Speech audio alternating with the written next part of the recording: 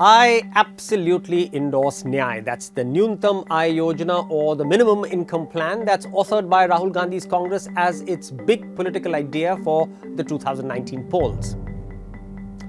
So there you are. I do support this scheme, but no, I've not become a leftist. I continue to be a card-carrying, right-of-centre economic liberal who believes in the power of well-regulated, competitive markets to transform lives.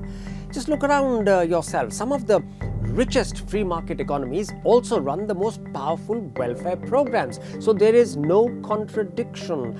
I would in fact argue there is an organic chemistry between these two. So seriously, can NYAY be funded without throwing the fiscal deficit out of whack? While the Congress has yet to enumerate the blueprint, let me make an intelligent guess. This is of course just one iteration. Several variants will be possible. To begin with, everything will not happen on day one. So if we assume that the rollout will be across 10, 20, 30 and 40% of the districts over years 1 through 4, then the cash needed would be about rupees 36,000 crores, 108,000 crores, 216,000 crores and 360,000 crores respectively. There are two existing schemes which can justifiably be tweaked to realign them with NYAY. The first one is the food subsidy program, which is already budgeted at 1,84,000 crores. Now that today covers 67% of the population. Now since per capita incomes have risen substantially, its coverage can be reduced to 50%. Now that would release almost 50,000 crore rupees for NYAY. Also, the Mahatma Gandhi National Rural Employment Guarantee Program, MNREGA, could guarantee 150 days per year, and that's up from the current 100 days of employment to a NYAY beneficiary. Now, just these two tweaks could take care of the first 18 months without adding a penny to the fiscal deficit. There are also estimates that a tiny 1% wealth tax on households with assets of more than 2.5 crore rupees, and that's just 0.1% of India's households. Just this tiny bit of taxation could raise over 1 lakh crore rupees. And of course, finally, there is economic growth, and that could cover the rest. Remember, India's GDP is expected to grow from 2 lakh crores to 3.5 to 4 lakh crores over the next 4 to 5 years. Now just that would garner the additional tax revenue required to fund NYAY, and that would keep the fiscal deficit at prudent levels. So the key is massive deregulation to achieve double-digit economic growth. Rahul Gandhi should also now launch the final assault on India's, very draconianly regulated economy. That is the flip side of NYAY, to undertake massive governance reforms such that entrepreneurship and wealth creation flourish.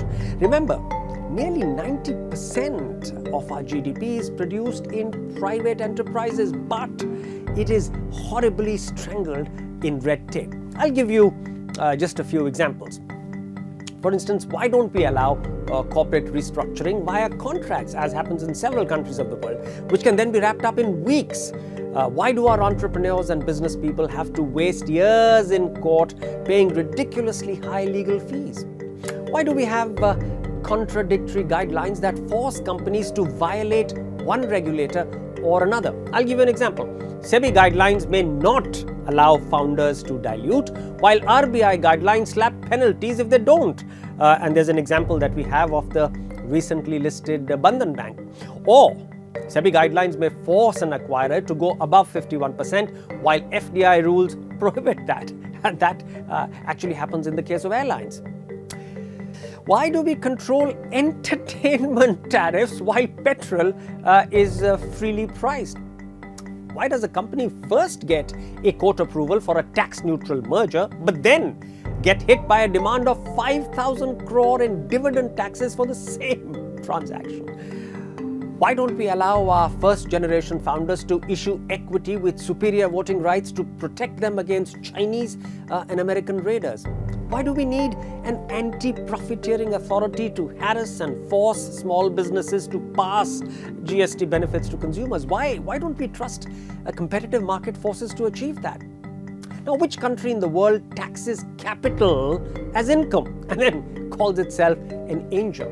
I can go on and on and on. There will easily be a million examples of such excesses which tie both the arms of our small business owners and first-generation entrepreneurs behind their backs, making them helpless against petty inspectors, against overseas predators, and of course, big local sharks. So, if NYAY is to succeed, then Rahul Gandhi and Congress must also vigorously design and implement what I'm calling another acronym, UMMEED. That's Unleash the Mahatvakanksha, the ambition, unleash the Mahatvakanksha and mojo, and do this via exceptional and energetic deregulation. NYAY and UMMEED should be treated as identical twins, born to and nurtured by the same mother, that is a caring, sensitive and proactive Indian state. Together, NYAY and UMMEED have the potential to transform India.